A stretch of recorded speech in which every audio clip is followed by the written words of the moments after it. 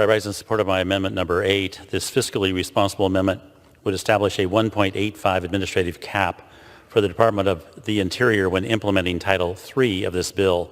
Title I of the bill, which provides funding to state fish and wildlife departments for species conservation, includes a 1.85 administrative cap, and Title II of the bill, which covers tribal wildlife conservation and restoration, includes a 3% administrative cap for the Interior Department.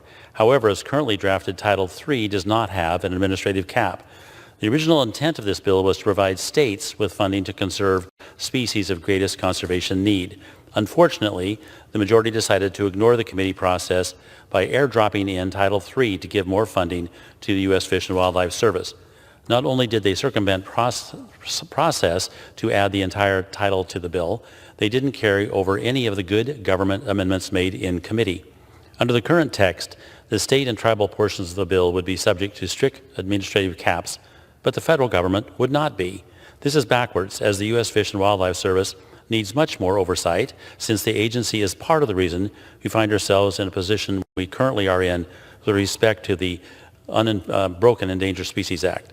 Additionally, the programs funded in Title III already receive existing appropriations, and if the majority would like to increase them, they should do it through the appropriation process instead of airdropping in another layer of state statute and bureaucracy into the legislation. For this reason, Title III should be struck from the bill. Unfortunately, the majority refused to allow a vote on my colleague from Utah's amendment that would have done just that. The very least we can do is at least ensure that Title III is subject to the same administrative requirements as are the other titles. I urge my colleagues to support this amendment. I yield back.